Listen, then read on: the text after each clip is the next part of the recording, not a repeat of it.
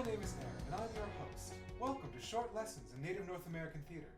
This is the fourth video in the series, and we will be discussing the life and contributions of esteemed Indigenous Canadian playwright and author, Tomson Highway. To start off, we would like to show our gratitude and respect to Tomson Highway for his work in the theatre scene and beyond. Tomson Highway was born on the 6th of December, 1951, to a family of nomadic caribou hunters in a snowbank on the border of Manitoba and Nunavut, which are two territories in Canada. He learned two languages early on, Cree and Dene. He wouldn't go on to learn English until he was well into his teen years. At the age of 6, he was taken away from his family and sent to Guy Indian Residential School, where he would live until the age of 15, only going home for summer months. Tomson Highway's experience going to a boarding school was twofold. On one hand, he calls the experience one of the most important parts of his life, but on the other, he and other Native American students at the time also suffered a lot of abuse in these schools. During the course of his education there, he was musically trained, a skill he says helped him a lot in becoming a better playwright. This abuse would go on to feature in The Kiss of the Fur Queen, where Highway wrote about the lives of two Native American brothers who experienced cultural oppression and sexual abuse in a residential school, and describing how that trauma affected the rest of their lives. After this turbulent and difficult childhood, Highway went on to pursue higher education at the University of Western Ontario, where he received 2 bachelor's degrees in music and English.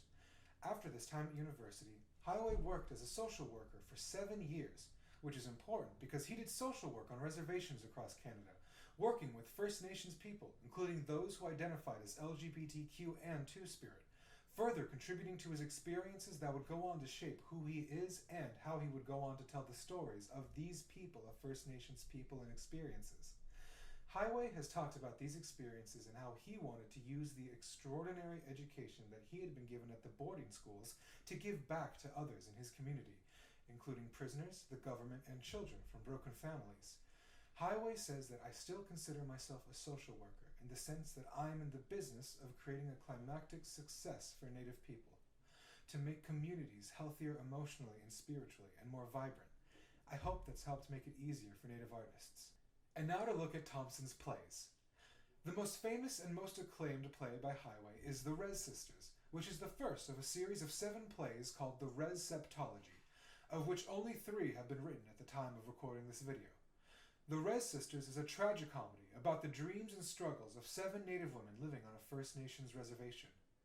The play also features Nanabush, a spiritual trickster figure that takes multiple forms throughout the play.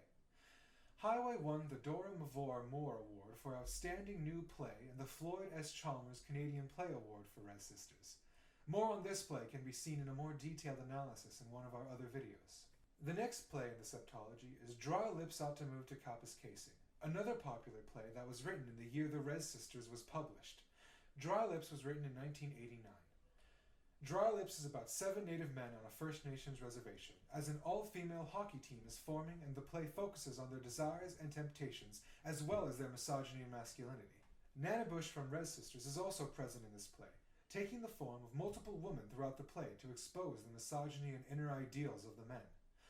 Rose is the 3rd play in this Rez Septology. Written in 1999, Rose features characters from both of the past 2 plays and is about the characters going to the opening of the biggest casino in the world. In addition to this, the story tells of 3 Roses, one of which is the new chief of the reservation and fights to keep her place.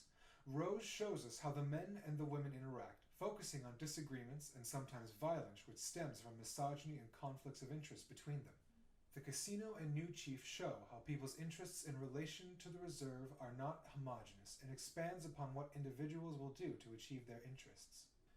Tomson Highway has left a large impact on Native American theatre as a whole by choosing to share his stories with the world.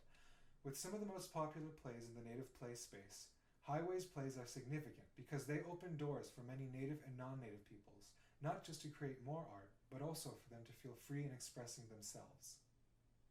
There wasn't much of an industry for Native plays, Highway said. There were some Native writers, but most of them were American. In Canada, there was nothing.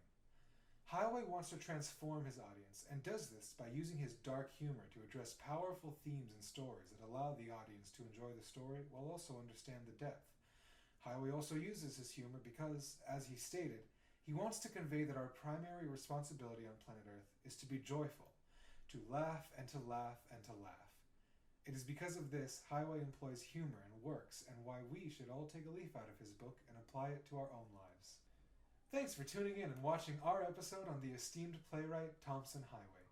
Once again, we'd like to thank Tomson Highway for sharing his knowledge and experiences with us in the form of these plays and for their stunning impact on Native American and First Nations theater.